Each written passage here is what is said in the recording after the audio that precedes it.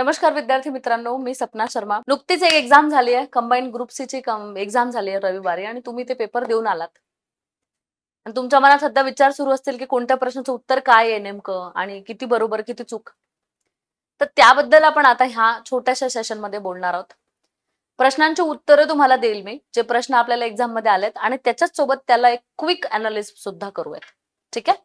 तर पहिला प्रश्न तुम्हाला जो आला होता तो होता प्रश्न क्रमांक 51. 51 ह्या प्रश्नामध्ये तुम्हाला विचारलंय कॉम्प्लेक्स वाक्य सांगा. आता बघा तुम्हाला ह्या वर्षी भरपूर ग्रामरवर प्रश्न आलेत. कोर ग्रामरवर जे प्रश्न म्हणतो ना ते भरपूर आलेत. व्होकॅब्युलरी कमी आलंय. रीडिंग कॉम्प्रेन्शन मॉडरेट लेवलचा होता.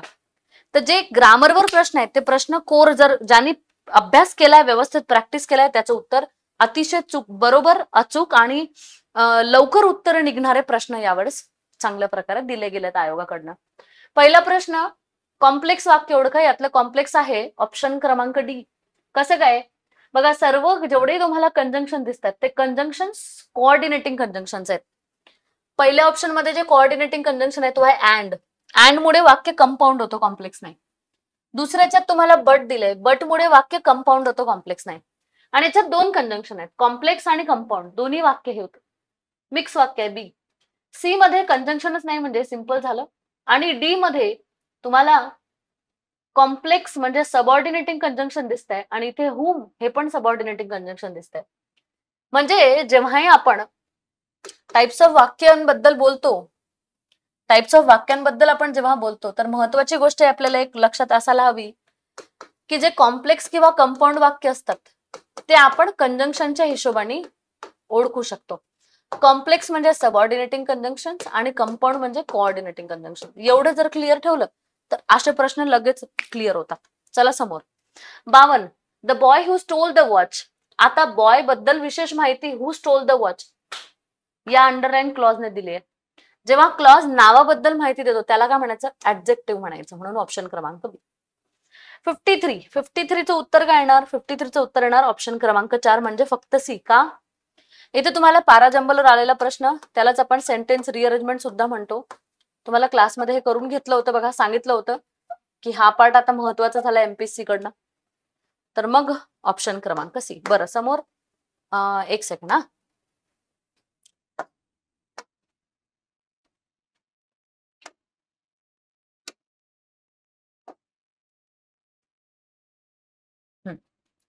प्रश्न क्रमांक 54 आपण डिस्कस करूया. 54 म्हणतो you may do it when you please. आता complex sentence above is converted into simple sentence. वरचं जे कॉम्प्लेक्स वाक्य आहे ते वाक्य सिंपल मध्ये कन्वर्ट केलं आहे बाय रिप्लेसिंग अंडरलाईन क्लॉज, याला रिप्लेस करून. तर ते कसं होणार? You may do it when you please it, you may do it at your pleasure, you may do it as per your pleasure, you may do it as you please. आता जेव्हा तुम्ही you please म्हणाल तेव्हा हे simple तर होणार नाही, कारण सिंपल मध्ये एकच सब्जेक्ट असतो, एकच वर्ब असतो. याच्यात दोन दोन सब्जेक्ट येणार, म्हणून सी ऑप्शन एलिमिनेट करा. You may do it with your pleasure. आता बाकी सगळं ए बी डी हे सिंपल वाक्य आहेत, पण एक्झॅक्टली त्याचं काय? ऍट युअर प्लेजर म्हणतो, ऍज पर युअर प्लेजर म्हणतो की विथ युअर प्लेजर म्हणतो आपण. म्हणजे याच्यात प्रेपोजिशनवर परत प्रश्न आहे. समजलं का? एकाच वाक्यात दोन प्रश्न, एकाच वाक्यात दोन टॉपिक. इथे जी अचूक आपली फ्रेज येणार आहे किंवा अचूक जे उत्तर येणार ते येणार you may do it at your pleasure. As per your pleasure आपण म्हणत नाही, विथ युअर प्लेजर आपण म्हणत नाही. म्हणून ऑप्शन क्रमांक ए कुठे गेलाय? ऑप्शन क्रमांक 2 इथे तुमचं उत्तर येणार आहे. कळते सर्वांना? काही प्रॉब्लेम आहे? अच्छा, आता समोर येणार तुमचं बघा हे आरसी. आरसीचा जो पोर्शन आहे तो आपण करूया, पण त्याच्या अगोदर एक प्रश्न आहे बघा, तो प्रश्न आपण सॉल्व्ह करून घेऊयात. हा प्रश्न आहे main would look odd if they had 3 legs. यातली कंडिशन कुठली आहे ते सांगायची. आता कुठली कंडिशन वाटते तुम्हाला? हायपोथेटिकल. कसं काय? कल्पना आहे ना. म्हणतो काय, माणसं जे जर त्यांना 3 पाय असते तर ते खूपच ऑड दिसले असते. म्हणजे ही पूर्णपैकी कल्पना आहे. इम्पॉसिबल. आता इम्पॉसिबल नावाची कंडिशन होऊ शकते का रे? नाही. आणि 2 ऑप्शन नाहीयेत. अनफुलफिल्ड पास्ट, पास्ट जे की पूर्ण झालेला नाहीये हे पण कंडिशन नाही. म्हणून उत्तर येणार सी, दॅट इज ऑप्शन क्रमांक 2. बरोबर आहे. त्याच्यानंतर येतं तुमचं पॅराग्राफ पॅसेजेस. ते तुम्हाला अंडरलाईन करून दिलंय, त्याचे उत्तर जे आहेत ते तुम्ही बघून घ्याल, किंवा मी तुम्हाला शेवटी यांचे फक्त उत्तर डिक्टेट करून देईल. ठीक आहे, ओके. आता आपण बघूयात पॅसेजच्या नंतरचाच पार्ट, जो पार्ट पॅसेजवर येणार नाही ना.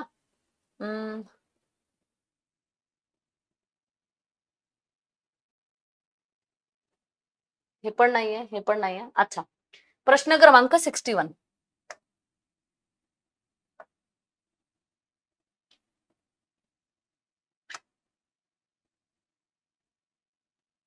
61, 62 आणि 63. चलो, 61. Choose the synonym of the underline word. आता तुम्हाला व्होकॅब्युलरीवर आलेला प्रश्न. मलाईस. आता मलाईस याच्यात एक वर्ड वापरलेला आहे मॅल. आता मॅलचा अर्थ काय होतो बाबांनो? मॅलचा अर्थ होतो काहीतरी वाईट असणे. आता याचं तुम्हाला सिनोनिम विचारलं गेलंय. मग मलाईस म्हणजे मनात काहीतरी एनमिटी असणे. एनमिटी म्हणजे मनात तुमच्या कोणासोबत तरी द्वेष आहे, तर अफेक्शन तर येणार नाही, लव्ह येणार नाही, सॉरी, लव्ह येणार नाही, डिवोशन येणार नाही. म्हणजे उत्तर काय येणार तर मग अॅनिमोसिटी. अॅनिमोसिटी म्हणजे मनात हेटरेट असणे कोणाबद्दल तरी. The idiom red tape. Red tape म्हणजे काय? आता रेड टेप, आता हे इडियम आपल्याला माहिती असेल तर, आता इडियम आणि अँटोनिम सिनोनिम याचं उत्तर आपल्याला एक्झॅक्टली माहिती असलं पाहिजे. रेड टेप म्हणजे ज्याच्यात रूल्स जे आहेत ते रूल्स आपण म्हणूया की बाबा रूल्स खूप जास्त असतात, ब्युरोक्रेसी खूप जास्त असते, ज्याच्यात ऍधरन्स खूप जास्त असते, म्हणजे सपोर्ट खूप जास्त असतो, त्याला आपण रेड टेप म्हणतो. ओल्ड फॅशन तर इथे येणार नाही, ओल्ड फॅशन येणार नाही. Dark coloured tape wrong. The same reply of officers wrong. The over use rules, जिथे खूप जास्त रूल्स असतात त्याला आपण म्हणतो रेड टेप. ऑप्शन क्रमांक C. Words which replaces the phrase one who hates woman. One who hates woman. आता बघा, मिस हा शब्द हेट्स आहे तो. One who hates woman, hates women साठी आपण गायनो किंवा जीन हा शब्द वापरतो. मग मिसोजेनिस्ट. ऑप्शन क्रमांक बी. आला बघा, रूट वर्ड वर तुम्हाला प्रश्न होता, म्हणजे सोपा प्रश्न होता. ठीक आहे, रूट वर्ड. आता प्रश्न येतो तुमच्या समोर 64. आता 64 आपण सॉल्व्ह करणार आहोत बघा.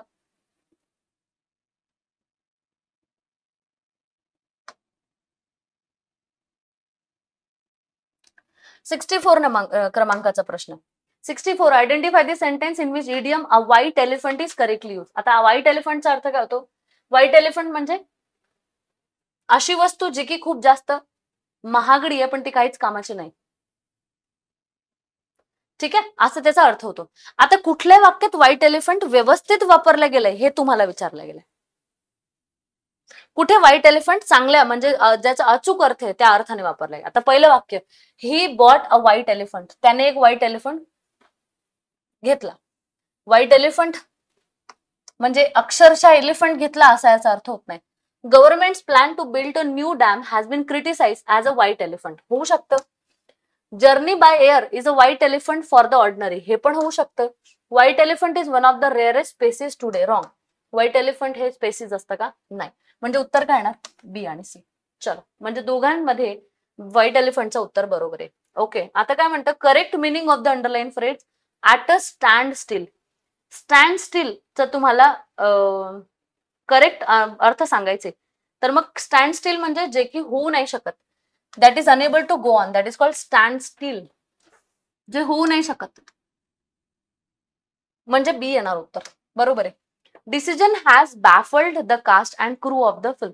आता बॅफल्ड या शब्दाचा अर्थ माहिती असला पाहिजे. बॅफल्ड म्हणजे आपण खूपदा क्लासमध्ये डिस्कस करतो याला. बॅफल्ड म्हणजे कन्फ्युज असतं. Choose the correct WH question. There was a mobile on the table, so I picked it up and said, fill in the blank, mobile is this. मग whose mobile is this? कोणाचा mobile आहे हा? म्हणून इथे होतं ना whose. बरोबर आहे, कळतंय. आता इथपर्यंत आपण आलोय. आता आपण 68 नंबरचा प्रश्न जो आहे तो पाहणार आहोत. 69 नंबरचा प्रश्न आपण पाहणार आहोत. चलो, लक्ष द्यायचं. 68 मध्ये प्रश्न आहे कोणत्या टॉपिकवर? Identify cohesive device used in the following sentence. आता कोहेसिव्ह म्हणजे related to conjunction. Cohesive related to conjunction. आता काय म्हणताय? Identify the cohesive device use in the following sentence. Cohesive device म्हणजे काय? कुठला कंजंक्शन वापरला गेलाय वाक्यात ते आयडेंटिफाय करा, म्हणजे त्याला ओळखा, त्याचा अर्थ काय आहे नेमका. He has been in the office for only few months. काहीच महिन्यांसाठी तो ऑफिसमध्ये आहे. He has however achieved more than any of his predecessors. त्याच्या अगोदर आलेल्या लोकांपेक्षा चांगल्या प्रकारे त्याने अचीव्ह केला. हावेवर थोडा डिफिकल्ट वाटतो प्रश्न, पण एवढा डिफिकल्ट नाही. हावेवरचा अर्थ काय असतो? हावेवर म्हणजे तरी सुद्धा, म्हणजे अपोजिट दाखवण्यासाठी आपण या शब्दाचा वापर करतो. म्हणजे कॉन्ट्रास्ट आला, बी ऑप्शन येणार. कन्सेशन, कन्सेशन येऊ शकतं, पण बी आणि ए सोबत पाहिजे, पण ते पण नाहीये. ऍडिशन झाली का? नाही.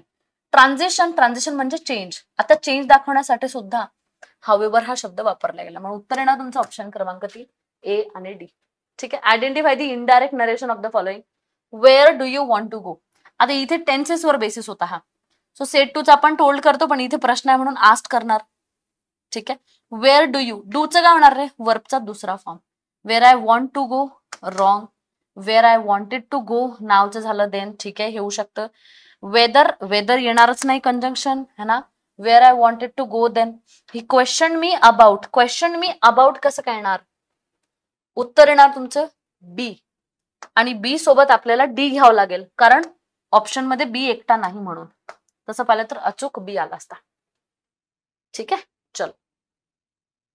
आता हे झालं तुमचं इथपर्यंत. आता समोर जाऊयात, प्रश्न क्रमांक 70 आपण बघूयात.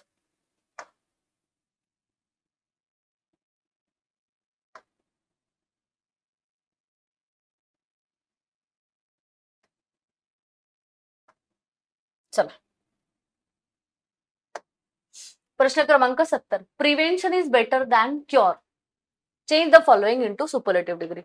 2 ते 3 वर्षांपासून आपल्याला डिग्रीवर एवढे चांगले प्रश्न आले नाहीत, पण यावर्षी आपल्याला डिग्रीवर प्रश्न आहेत. बघूया. Prevention is the better than cure. So prevention is always, आता सुपरलेटिव्ह करायचे ना आपल्याला, मग बेटर लावणार का? नाही. Prevention is as good as, no. Superlative म्हणजे द च्या नंतर तिसरा फॉर्म, तर मग द बेस्ट येणार ना. Prevention is the best cure. Prevention is better than any cure. Superlative करायची ना आपल्याला, मग उत्तर काय येणार? सी. C, only C. किती सोपा प्रश्न होता बघा, है ना. What is the meaning of the phrase to grease the palm. Grease the palm हा विचारलेला आहे, प्रिव्हियस इयर क्वेश्चन आहे, बऱ्याचदा विचारलाय. ग्रीज द पाम म्हणजे कोणाला तरी काय करणे? रिश्वतखोरी करणे, रिश्वत देणे. ऑप्शन क्रमांक सी, लाच घेणे किंवा देणे. Which phrase does define, best define climb down. Climb down याला डिफाईन करणारा कुठलं खाली दिलेलं एक्सप्लेनेशन तुम्हाला विचारलंय.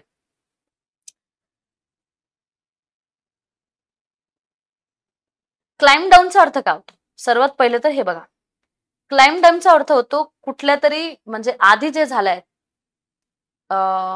म्हणजे आधीची जी पोझिशन होती तुमची, त्या पोझिशन मधून मागे फिरणे, that is called climb down. बरोबर आहे. क्लाइम डाऊन म्हणजे की बॅक अवे करणे. बॅक अवे करणे, बॅकआउट करतो ना आपण. Back away, not back out. ठीक आहे, बॅक अवे करणे. A retreat from a previous position. Act of admitting that you are wrong, wrong. A study approach to a goal, wrong. म्हणजे तुम्हाला मिनिंग विचारलं होतं. म्हणजे रिट्रीट म्हणजे माघार घेणे म्हणतो आपण. आता बघा, जर तुम्ही सर्च केलं तर act of admitting that you are wrong हे पण येतं उत्तर, पण हे अचूक उत्तर नाही. याचा ऍक्च्युअल अर्थ आहे काहीतरी तुम्ही आधी केलंय आणि जे म्हणजे आधी तुमची कुठली तरी पोझिशन होती त्याच्यातून माघार घेणे, बॅक अवे करणे, त्याला आपण रिट्रीट म्हणतो आणि त्यालाच आपण क्लाइम डाऊन म्हणतो. तुम्ही चुकीचे होते अशा ऍडमिट करणे हा सुद्धा याचा इनडायरेक्ट अर्थ निघतो. आता बरेच विद्यार्थी झाले असेल कन्फ्युज, बी घ्यायचा की ए घ्यायचा, एक घ्यायचं की दोन. तर तुम्ही एक उत्तर घ्या, कारण एक्झॅक्ट याचा अर्थ हा होता, आणि दोन उत्तर याचं चुकीचं नाही म्हणू शकणार, पण आता याच्यात थोडंसं टाय होऊ शकतं. उत्तर देताना उत्तर तालिका आपल्याला बघावं लागेल. अ रिफ्युजल टू कॉम्प्रोमाइज. कॉम्प्रोमाइज करण्यासाठी जर रिफ्यूज केलं जातं त्याला पण क्लाइम डाऊन म्हणतो. नाही, नाही, असं नाही. ठीक आहे, ओके. थोडं आपण डिटेलिंग घेतोय, तुम्हाला उत्तरांसोबत अनालिसिस सुद्धा भेटेल. ठीक आहे, बघा. आयडेंटिफाय द करेक्ट सेंटेन्स और sentences using phrase the salt of the अर्थ. याच्यासाठी सॉल्ट ऑफ द अर्थचा अर्थ माहिती असला पाहिजे. बरोबर आहे. आता असे प्रश्न नवीन प्रकार आहे बघा, हा खूप नवीन प्रकार आहे प्रश्नांमध्ये आलेला. सॉल्ट ऑफ द अर्थ म्हणजे एखादा असा व्यक्ती जो की खूपच हंबल आहे, असा व्यक्ती ज्याच्यावर कोणी भरोसा करू शकतो, त्याला आपण म्हणतोय salt of the earth. So the arrogant businessman was the salt of the earth, wrong. Arrogant आहे मग सॉल्ट ऑफ द अर्थ नाही होऊ शकत. The gentle teacher who took extra time to help struggling student was the salt of the earth. होऊ शकतो. Fire fighter who risk his life to save others was the salt of the earth. ठीक आहे. A con artist was the salt of the earth and everyone trusted him with their money. Con म्हणजे फसवेगिरी करणारा. बी होऊ शकतं आणि बी सोबत C येऊ शकतात. ऑल ऑफ द अबाव तर उत्तर येणार नाही, म्हणजे ऑप्शन क्रमांक 3 बरोबर. Which of the following sentence indicate the subjunctive mood. आता सबजंक्टिव्ह मूड ओळखणे सोपं आहे, बरोबर आहे. इथे उत्तर येणार आपलं बी आणि सी. ए तर येणार नाही, प्रश्न आहे आणि प्रश्नामध्ये पण आपण इंडिकेटिव्ह मूड घेतो प्रश्नांसाठी. Come what may we will go ahead, म्हणजे काहीही येऊ दे आपण समोर जाऊयात. तर हे तुमचं सबजंक्टिव्ह असेल. आणि it is necessary for every member to inform himself of this rules. D येणार नाही, कारण डी मध्ये इम्परेटिव्ह दिलेलं आहे. हे इम्परेटिव्ह आहे ना, रन टू द शॉप. हे इम्परेटिव्ह सारखं दिसतंय पण नाहीये. म्हणजे बऱ्याचदा विद्यार्थी काय करतात, V1 जे ते V1 नी सुरुवात होते असं कन्सिडर करतात. आणि V1 नी सुरुवात झाली की बाबा इम्परेटिव्ह असं नाही, अर्थ पण निघाला पाहिजे. आता काहीही येऊ दे हे एक ऑब्लिगेशन सारखं दिसतं आणि ऑब्लिगेशन आपण सब्जेक्टिव्ह मोड मध्ये ऍड करत असतो. त्याच्यानंतर बी आणि सी आपलं उत्तर येणार, बरोबर आहे. चलो ओके, समोरचा घेऊयात.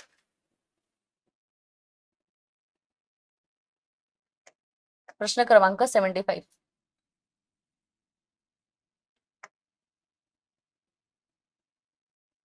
चला 75. What kind of pronoun each is the following. आता टाइप ऑफ प्रोनाउन विचारलंय. इच काय असतं, इच डिस्ट्रीब्युटिव्ह, बरोबर आहे. रिलेटिव्ह रेसिप्रोकल असेल का, नाही. रेसिप्रोकल इच अदर आणि वन अनदर असं असतं. मग इच आहे, फक्त इच आहे, अदर नाही. रिलेटिव्ह नाही, इनडेफिनेट नाही. उत्तर येणार सी, सी ओनली, ऑप्शन क्रमांक 2. Which suffix to the word develop. डेव्हलपला कुठला सफिक्स तुम्ही जोडाल तर त्याचं वाक्य मिनिंगफुल होईल. So the develop of new technology, तो ऑफकोर्स काय ना, the development of new technology has been significant improvement. Development, बरोबर आहे, सी उत्तर. Which of the following words are opposite in the word reluctant. आता रिलक्टंट हा word आपल्याला माहितीये, याचं मिनिंग थोडं निगेटिव्ह येतं, म्हणून याचा अपोजिट जो आहे तो पॉझिटिव्ह येणार, बरोबर आहे. म्हणून याचं उत्तर ना एन्थुझियास्टिक असणे किंवा कीन असणे, बरोबर आहे. ॲवर्स आणि हेजिटंट हे दोन्ही निगेटिव्ह वर्ड्स आहेत. याचं सी आणि डी दोन्ही उत्तर येतील. सी आणि डी म्हणजे ऑप्शन क्रमांक 3 सोबत आपण जातोय. आता इथे our school fill in the blank rivals easily. आता याचं थोडस स्लाइड खाली घ्यावं लागेल. Our schools fill in the blank rivals. आता बीट, कुठला बीट वापरणार, हा बीट रूट वाला बीट वापरणार का, BAT बीट. इझिली काय करतात आमचं स्कूल, बीट करतं. आता बघा बीट आणि बॅट यातला फरक आहे. डी येणार की सी येणार. आता बीट हे तर येणार नाही, म्हणून डी पण याच्यासोबत काय झाला, कॅन्सल झाला. BIT बीट आणि BET बीट, म्हणजे इथे पॉलिसेमीवर हा आपल्याला प्रश्न विचारला गेला, बरोबर आहे की नाही. बीट या शब्दाचे बरेच अर्थ होतात, पॉलिसेमिक वर्ड्स म्हणतो आपण त्याला. आता BAT बीट की BIT बीट, तर काय येणार, BAT बीट. सिंपल क्वेश्चन होता, ए उत्तर. हरवणे, बीट, ओके, बीट करणे, ओके. तर मी इथे करेक्टली स्पेलिंग एलिनेटेड आणि एलिनेट. करेक्ट स्पेलिंग काय येणार, थोडं ग्रामर पण अप्लाय करा. ग्रामर मध्ये 2 च्या नंतर V1 येतं. V1 येतं म्हणजे एलिनेटेड गेला लगेच. ऑप्शन क्रमांक 1 एलिनेटचं स्पेलिंग असं येणार, बरोबर आहे. ठीक आहे, चलो समोर. 1 मिनिट. 79, 80.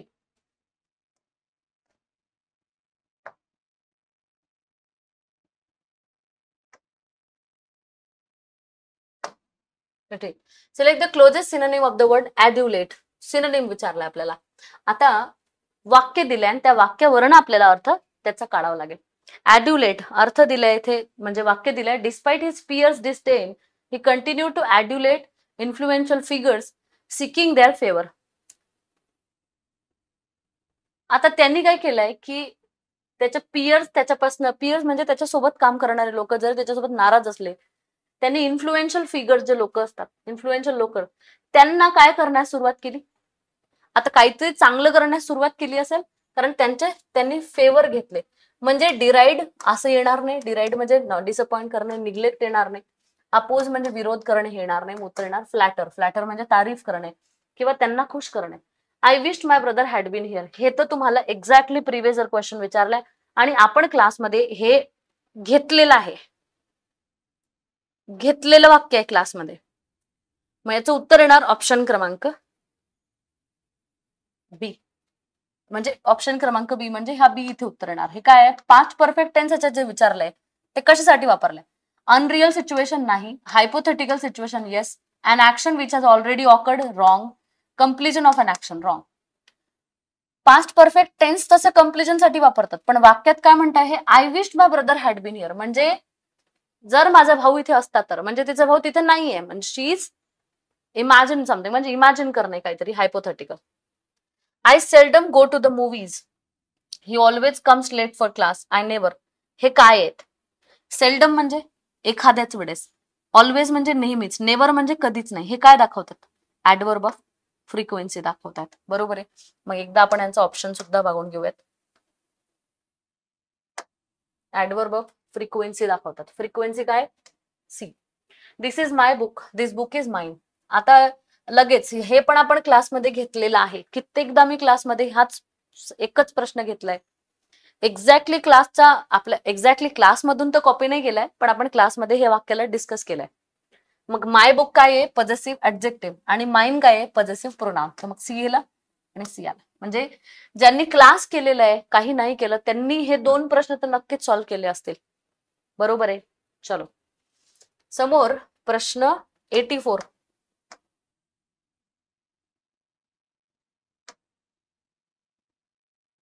चलो 84 म्हणतो कोणत्या पार्टमध्ये एरर आहे ते सांगा. बिलकुल IBPS pattern. The cost of all necessaries have gone up. तर necessaries have gone up, necessaries आपण म्हणतो का? नेसेसिटीज म्हणायला पाहिजे ना, म्हणजे ऑप्शन क्रमांक बी उत्तर येणार. हे चुकीचं. Correct meaning of the word cool, to cool one's heels. आता बघा, टू कूल वन्स हिल्स हे जे वाक्य आहे, याचा अर्थ होतो to close the chapter, to walk on the heels, to remain in comfortable position. उत्तर काढणं अतिशय सोपं आहे. बघा, to close the chapter, to walk on the heels, to remain in comfortable position, wait or kept. Chapter close करणे नाही, हिल्सवर चालणे हे तर बिलकुलच नाही, एक्झॅक्ट मिनिंग तर बिलकुलच नसतो. To remain in comfortable position नाही. Wait or be kept waiting, वाट बघणे किंवा वाट बघत राहणे हे उत्तर येणार आपलं. The patient has turn the corner, identify the correct meaning of the underline idiom. हा वोकॅब्युलरीवर भरपूर चांगला प्रश्न आलाय तुम्हाला. टर्न द कॉर्नर याचा अर्थ काय होतो? काहीतरी तुमच्यासोबत वाईट झाल्यानंतर इम्प्रूव्हमेंट करणे. Change for the worse, change the position, past a critical point and turn to destruction नाही. Patient has turn the corner म्हणजे काय? तो बरा झालाय, म्हणजे खूप क्रिटिकल कंडिशन मधून पास झालाय. So past a critical point. Correct spelling commitment, entrepreneur, guarantee and supervisor. आता बघा इथे सुपरवायझर SAR दिलाय, म्हणजे हे काय झालंय? चूक झालाय है ना. सुपर काय करायचं, अशा चार वाक्य दिले ना, 4 शब्द, तर त्यातला सर्वात सोपा शब्द पाहायचा आधी, कारण सोप्यात खूप लवकर एरर टाकू शकतात, कारण आपण ओव्हर कॉन्फिडंट असतो. गॅरंटी बरोबर आहे, सुपरवायझर बरोबर आहे, ऑन्टरप्रिन्युअर, ऑन्टरप्रिन्युअर NUER पाहिजे की NEUR पाहिजे? NEUR पाहिजे ना. उत्तर काय येणार इथे? कमिटमेंट. डबल टी तर कमिटमेंट मध्ये नसतोच. बरोबर आहे. 1 उत्तर येणार. ठीक आहे. Identify the linguistic concept. आता बघा, लिंग्विस्टिक कॉन्सेप्ट विचारला, हा काही नवीन प्रकार आहे.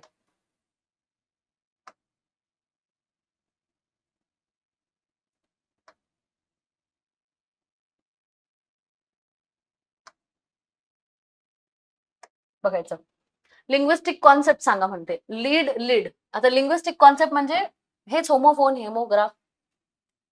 लीड. आता लेड आणि लीड, तर लेड नावाचं मेटल पण असतो, लीड नावाचे डॉग्सची लीड पण असते. आता तुम्हाला हे ऐकताना काय वाटतात? सारखा साऊंड आहे का? नाही, म्हणजे साऊंड वेगळे. साऊंड वेगळे तर हे होमोफोन्स येणार का? नाही. ठीक आहे. यांना फक्त लिहिलं जातं व्यवस्थित, म्हणजे सारखं स्पेलिंग यांचे दोघांचे सेम आहेत, पण मिनिंग यांचे डिफरंट आहेत. यांना होमोनिम्स पण आपण म्हणणार नाही, सिनोनिम्स पण नाही, पॉलिसेमी पण नाही आहेत. हे काय आहेत? होमोग्राफ्स. होमोग्राफ्स म्हणजे ज्यांचं स्पेलिंग सारखं असतं, मिनिंग वेगळे आणि प्रोनाउन्सिएशन वेगळं, म्हणजे डी ऑप्शन येणार. बरोबर आहे ना. आता इथे बघा, correct meaning of the to thrive. Thrive म्हणजे काय होतं? Plants growing in the desert can thrive without water. Perish, survive, succumb की डाय. थ्राईव्ह म्हणजे काय रे बाबांनो? वाक्यवर्ण उत्तर नाहीत का? थ्राईव्ह म्हणजे सर्वाईव्ह करणे. वाक्यवर्णच उत्तर काढलं लगेच. समोर प्रश्न क्रमांक 90.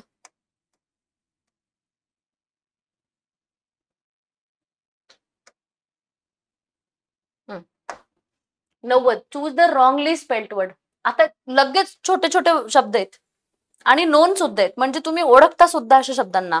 ठीक आहे. विशियसचं spelling vicious circle of poverty आपण घेतलं, म्हणजे होत आहे ते. कन्सायन्स बरोबर आहे है ना. अमाऊंट बरोबर आहे. मग हे काय आहे? इथे चुकी असेल. मग याचं करेक्ट स्पेलिंग काय आहे? पॅनिकी CKY असं.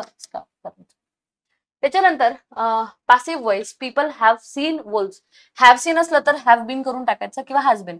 इथे हॅज बीन आहे आणि इथे हॅव बीन आहे. आता करेक्ट उत्तर काय येणार बघूया.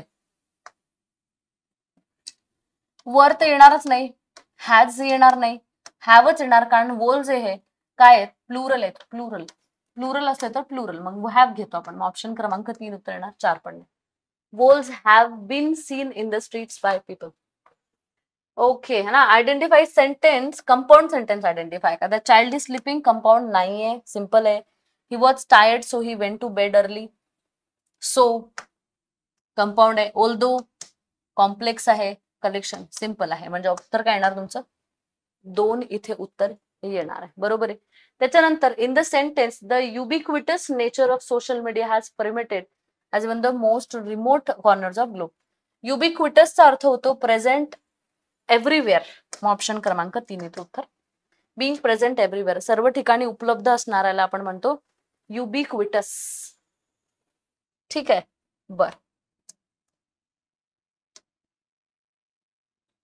94-95. Okay. Which of the following words is an example of polysemy. Polysemy म्हणजे काय रे? असा एक शब्द ज्याचे एका शब्दाचे विविध मिनिंग असतात, त्याला आपण पॉलिसेमी म्हणतो. बिग आणि स्मॉल, 2 वेगळे वेगळे अर्थ. बँक काय येणार उत्तर? Only B only, that is bank. Which of the following noun, noun forming suffix विचारलाय. आता तुम्हाला शिकवताना मी म्हटलं होतं की सफिक्स प्रिफिक्स वर प्रश्न येतो. नाउन फॉर्मिंग सफिक्स तुम्हाला इथे विचारलाय गेला आहे.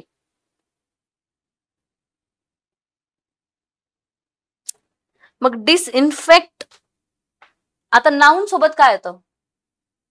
डिसइन्फेक्टी होतं का? नाही. नाउनचे सफिक्स एकतर नेस असतात नाहीतर MENT असतात. आता डिसइन्फेक्टमेंट होत नाही, डिसइन्फेक्टंट होतं, पण हे नाउन फॉर्म नाहीये म्हणून हे पण गेलं. म्हणजे उत्तर काय येणार? बी येणार. बी बी बी. डिसइन्फेक्ट करणार ते ऍडजेक्टिव्ह आहे ना. आपल्याला नाउन पाहिजे म्हणून हे डिसइन्फेक्टनेस येणार. चलो 96 आपण डिस्कस करूया. म्हणजे शेवटचे 4 प्रश्न आता आपल्याला डिस्कस करायचे आहेत. छान मस्त हे होता तुमचा प्रश्न होता. मस्त पेपर आहे यावेळेस. म्हणजे खूपच मस्त. म्हणजे काय रे? एक्झॅक्टली असा पेपर जो की डिफिकल्ट, मॉडरेट आणि इझी ह्या तिन्ही लेवलला केटर करतो, असा पेपर होता. Identify the form, identify the following sentences which use of preposition. इन्सिस्टच्या नंतर ऑन लागतं नेहमी, म्हणजे करेक्ट यूज ऑफ प्रेपोजिशन विचारला गेला. इन्सिस्टच्या नंतर नेहमी आपण ऑन लावतो. ऑन, इन्सिस्ट ऑन असं लागतं. He insisted on living immediately. Upon for होत नाही. Identify the correct sentence in the past perfect continuous. बघा किती सोपं आहे बघा, एकदम इझी प्रश्न. पास्ट परफेक्ट कंटिन्यूअस काय आहे? पास्ट हॅड आला, परफेक्ट कंटिन्यूअस हॅड बीन. ठीक आहे. 98 meaning of the preposition for. We camped there for the summer. आम्ही समर साठी कॅम्पिंग केलं तिथे. कॅम्प केलं. समटाइम नाही. ऑल थ्रू, एव्हर नेहमीसाठी, अक्रॉस नाही. अक्रॉस आपण जागेसाठी वापरतो. ऑल थ्रू समर असं इथे येणार. शेवटचे 2 प्रश्न घेऊया. 99, 100. 99 काय म्हणतं? Identify the type of mood the inspector inspected the school. Indicative है ना. Subject plus verb plus object ही रचना आहे. इंडिकेटिव्ह. प्रश्न सी सोपा. करेक्ट पंक्च्युएटेड सेंटेन्सेस सांगायचं. पंक्च्युएशन्स विचारलंय. Play well the captain said to the player and shoot a goal. आता कॅप्टन जे जे म्हणतं त्याला डबल इनोटेड कॉमर्स मध्ये टाकायचं. ठीक आहे, टाकलंय. Play well the captain said to the player. Said आणि टूच्या मध्ये कॉमा लागत नाही, म्हणून बी रॉंग. थोडं पेनचा आपण इंक छोटा करूया ना. बी रॉंग, बी रॉंग आहे. सी प्ले वेल, प्रश्न कशाला हवा म्हणून इथे रॉंग. प्ले वेल एक्सक्लेमेटरी वाक्य नको, शब्द नको, किंवा एक्सक्लेमेटरी शब्द नाहीये त्याच्यामुळे इथे एक्सक्लेमेटरी मार्क नको, म्हणून डी पण गेला. मग उत्तर काय येणार? फक्त ए.